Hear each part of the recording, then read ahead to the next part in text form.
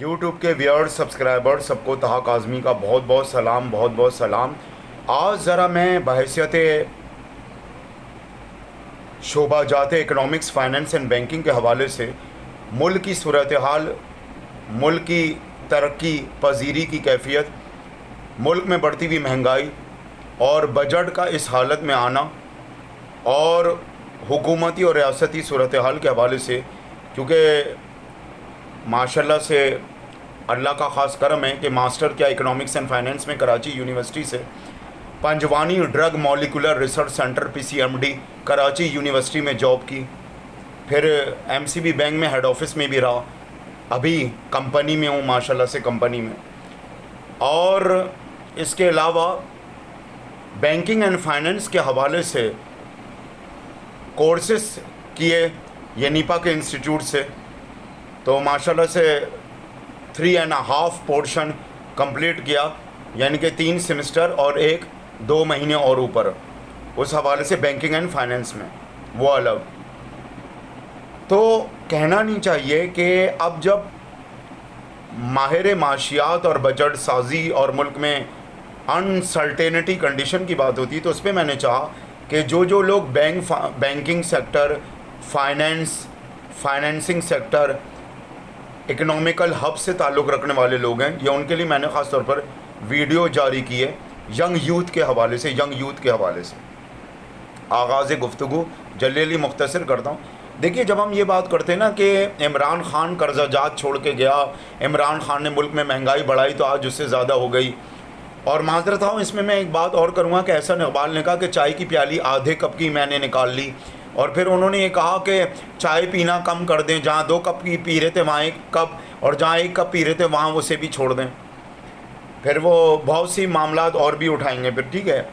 अभी मुख्तसर में बात आपको बताऊं कि देखिए, बात ये होती है कि हमेशा याद रखें, एक सब्जेक्ट है जो मास्टर MPhil वाले लोग जानते हैं, डिसीजन मेकिंग सब्जेक्ट। जिन ने मास्टर्स किया मुख्तलिफ़ फैकल्टीज़ में और MPhil किया वो जानते हैं डिसीजन मेकिंग सब्जेक्ट में बाकायदा से ये पढ़ाया जाता है। जैसे पॉलिटिकल साइंस होती ना, जैसे पॉलिटिक्स में आना वो पढ़ता है। तो भाई डिसीजन मेकिंग सब्जेक्ट अगर किसी ने पढ़ा हो तो वह अच्छी तरह जानता है कि कोई हुकूमत पुरानी हुकूमत को कैसे ब्लेम करेगी। डिसीजन मेकिंग में सबसे पहले बात ये देखी जाती है कि आपकी डिमांड क्या है, आपकी सप्लाई क्या है। आया आप डिमांड में क्या रुझान रखते हैं, इंटेंशन, और सप्लाई के लिहाज से क्या इंटेंशन रखते हैं। आया जिन ममालिक को आप एक्सपोर्ट कर रहे हैं, क्या उन ममालिक के साथ आपका जो एग्रीमेंट स्ट्रॉन्ग हुआ है बाई कोलेटरल तौर पे या कोलेटरल तौर पे, तो देखना ये पड़ता है कि आया जिन अशियाए खुर्दनोश या गुड्स की आपने इंपोर्ट की है उसकी क्या ज़रूरत आपके मुल्क में थी, उस इंपोर्ट की, दरामदात की, क्या उस अशिया की कमी थी, किल्लत थी सप्लाई की, जिसकी वजह से आपने इंपोर्ट दरामदात के हवाले से एग्रीमेंट किया किसी मुल्क से। या अगर आपने एक्सपोर्ट किया किसी मुल्क से, तो आया उस मुल्क को इस डिमांड की ज़रूरत थी जो आपने एक्सपोर्ट किया एग्रीमेंट के तहत। और अगर आप कोई चीज़ एक्सपोर्ट कर रहे हैं तो क्या आपके सप्लाई में वो इतनी पैदा हो रही है, इतनी उसकी पैदावार हो रही है। तो इसमें मैं आपको बता दूं कि जब हम डिसीजन मेकिंग सब्जेक्ट पढ़ते हैं और इसका इतलाक़ मुख्तलिफ़ फैकल्टीज़ में भी होता है, इदारों में भी, तो हमेशा याद रखें पेट्रोल का अल्टरनेटिव क्या है, CNG। जी, तो अकल की बात है, जब पेट्रोल की कीमत बढ़ेगी और ज़्यादातर गाड़ियाँ तो CNG पे हो चुकी हैं, तो आदमी का रुझान किस तरफ जाएगा। समझदार के लिए इशारा काफ़ी। अच्छा, एक और समझ बूझ की बात कि अकल की बात है कि शक्कर की कीमतें बहुत बढ़ गई या शक्कर की किल्लत हो गई, तो आप ज़ाहिर उसका अल्टरनेटिव क्या है, मिस्री की डली। लेकिन बाज़ दफ़ा क्या होता है कि अल्टरनेटिव में भी हमें पेयर देखना पड़ता है, कपल बेहतरीन। अब अगर आप ये कहें कि शक्कर की कीमतों में इजाफा हो गया या शक्कर की सप्लाई कम हो गई, तो हमें शक्कर या चाय का इस्तेमाल छोड़ के करना ये चाहिए कि हमें जो है वो मिस्री की डली यूज़ कर देना चाहिए। तो ये 1960 का दौर नहीं है, यहाँ आवाम मॉडर्न एज के तहत आवाम की विशेष या डिमांड ये नहीं है कि हम मिस्री की डली यूज़ करने लगेंगे। तो कभी कभी ऑल्टरनेटिव तो मौजूद होता है, लेकिन क्या उस ऑल्टरनेटिव की डिमांड भी है या नहीं है।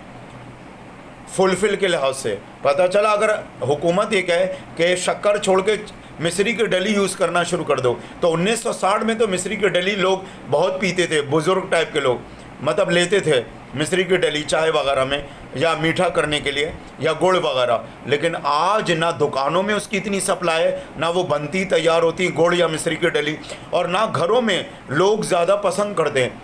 तो फिर याद रखें, अगर तो आप ये कहते हैं फलाना फलाने का ऑल्टरनेटिव है, तो उसका बेहतरीन पियर और कपल भी क्या आपने तैयार कर रखा है, और क्या इंटेंशंस आवाम की उस तरफ होंगी या नहीं। एक और बात डिमांड और सप्लाई को लेके, इंपोर्ट और एक्सपोर्ट को लेके, शुगर केन आपके मुल्क में गन्ने की पैदावार बड़ी अच्छी हो रही है, तो आप श्रीलंका से शुगर केन क्यों इंपोर्ट करवा रहे हैं? क्यों अपने अखराजात बढ़वा रहे हैं? क्यों किसी मुल्क से, अगर वो थर्ड वर्ल्ड कंट्री नहीं है और एक अमीर रिच मुल्क है, तो उससे कर्जा जात के चक्कर में आप डूब रहे हैं, और फिर आपको IMF से रुजू करना पड़ रहा है। समझदार के लिए इशारा काफ़ी, कर्जा जात के हवाले से। तो ज़ाहिर पेनल्टीज़, डिफ़ॉल्ट, बहुत से मामला होते हैं, और रिटर्न बैक का मामला। तो याद रखें, जब गन्ना शुगर केन आपके मुल्क में पैदावार है, नमक, गंधक, सल्फ़र, जिप्सम क्रोमाइड, तो आपको दूसरे मुल्कों से ये इंपोर्ट थोड़ी करना है दरामदात के हवाले से, या ये एग्रीमेंट थोड़ी करना है। इसी तरह अकल की बात यह है कि अगर आपके मुल्क में आम, सिंध में, सूबा सिंध में आम कई किस्मों के बेहतरीन पैदावार हो रहे हैं, तो आला क्वालिटी को भले आप एक्सपोर्ट करो, लेकिन अपने मुल्क में भी तो आला क्वालिटी का माल रखो। और पता चला अगर आपके मुल्क में एक चीज़ वाफिर मकदार में पैदा हो रही है, जैसे कि आम, तो आप अकल की बात है दूसरे ममालिक से इंपोर्ट थोड़ी करोगे। इसी तरह एक्सपोर्ट का मामला है कि आप एक्सपोर्ट क्या करोगे, दूसरा मुल्क कोई आपसे ये डिमांड थोड़ी करेगा।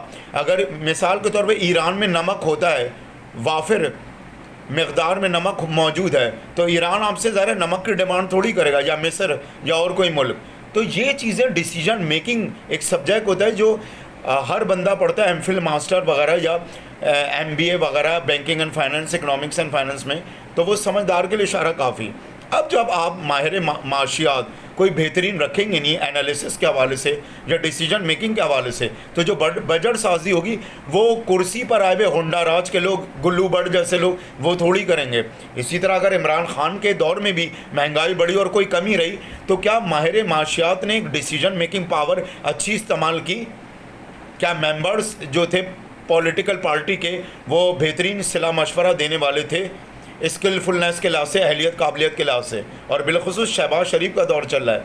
इसी तरह अगर आप ये कहें कि इमरान खान के दौर के कर्ज़ जात को हम उतार रहे हैं, या ये कि इमरान खान के दौर में महंगाई हुई थी तो अब मज़ीद बढ़ रही है, तो अलाउंस फॉर बेड डेब्ट्स, अगर अकाउंट से किसी का भी ताल्लुक़ रहा हो, अकाउंटिंग सब ने पढ़ी हो और मुख्तलिफ़ शोबाजात में भी अकाउंटिंग इस्तेमाल में रही हो, अलाउंस फॉर बेड डेब्ट्स अब इमरान खान हुकूमत में नहीं रहा।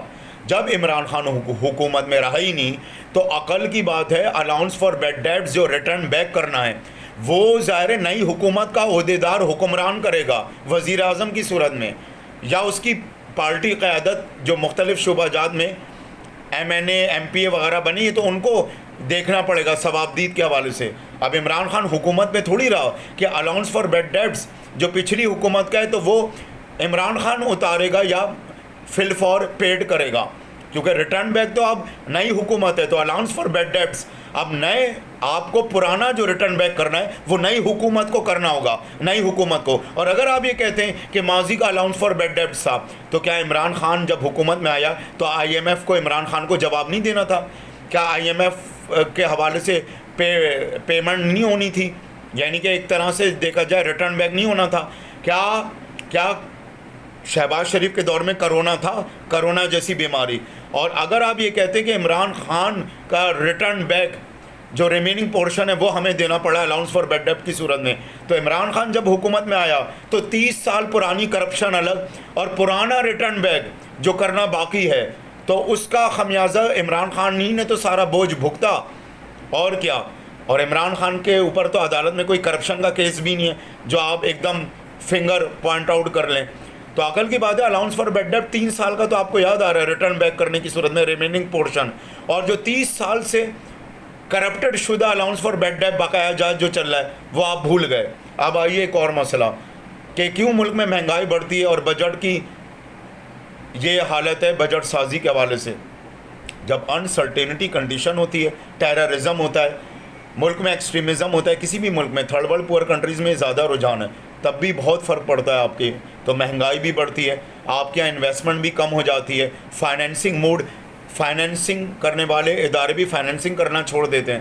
ایک تو یہ وجہ ہوتی ہے. دوسری وجہ یہ ہوتی ہے کہ افراط زر, تفریط زر, inflationary gap, deflationary gap, inflation of money, deflation of money. مثال کے طور پہ زیادہ تر ٹرانزیکشن جو ہوتی ہے, ایگریمنٹ جو دو ملکوں کے درمیان ہوتے ہیں, دو ملکوں کے درمیان امپورٹ اور ایکسپورٹ کے معاملے میں, تو زیادہ تر ڈالر میں ہوتی ہے پیمنٹ. تو ظاہر ہے اب ڈالر کی قیمتیں بڑھیں گی تو ویلیو آف منی تو آپ کی کم ہو جائے گی, تو نقصان آپ ہی کو ہوگا. اور پہلے تو ڈالر کی قیمتیں اتنی بڑھتی نہیں تھی. 1960 کے دور میں آپ کا پروڈکشن بہت زیادہ تھی, تو آپ کو ظاہر دوسرے ممالک کی محتاجگی کی ضرورت نہیں رہتی تھی. لیکن اب ایسا نہیں ہے, پروڈکشن اب اتنی نہیں ہوتی اور ڈالر کی قیمتیں بھی مسلسل بڑھتی رہتی ہیں, تو اس سے اور نقصان ہوتا ہے ویلیو آف منی کے لحاظ سے. پھر انفلیشنری گیپ اور ڈیفلیشنری گیپ, افراط زر اور تفریط زر جب ہوتا ہے تو اس سے بھی ظاہر مہنگائی بہت بڑھتی ہے اور ریٹ آف انفلیشن کا اتار چڑھاؤ ہوتا ہے. اور یاد رکھے بجٹ سازی تو ماہر معاشیات ہی کریں گے, ماہر نفسیات کو ڈاکٹر تو کرنے سے رہے, تو ماہر معاشیات کے اوپر بھی ڈپینڈ کرتا ہے. اور جو ایگریکلچر سیکٹر میں تعینات ہیں, انڈسٹریل سیکٹر میں, آیا کہ وہ کیا پالیسی اختیار کر رہے ہیں, آیا وہ اس اہلیت اور ایلیجبلٹی رکھتے ہیں کہ انہیں اس سیکٹر کا انچارج بنایا جائے. اور اگر جیسے میں نے ایک مثال دی کہ اب ہم کہیں گے کہ انٹرنیشنل کرکٹ بورڈ کا فلانا چیئرمین ہوگا, پتہ چلا اس کا سپورٹس سے تو کوئی تعلق ہی نہیں, یا ایک ٹریننگ کے لحاظ سے, تو جب اس کا ایک اس شعبے سے تعلق ہی نہیں تو اسے وہاں کا انچارج یا چیئرمین آپ بنا دیں, تو وہی چکر ایگریکلچر سیکٹر اور انڈسٹریل سیکٹر کی تباہی کا بھی ہوا. تو آج کے لیے اتنا ہی کافی ہے. تھوڑا میں نے چاہا کہ میں نوجوان لڑکوں کو آگاہ کروں, اویئرنیس اور گائیڈنس دوں, اور خاص طور پہ میں نے چاہا کہ اس پر میں ذرا بات چیت کروں اس حوالے سے. شکریہ, بہت بہت تھینک یو.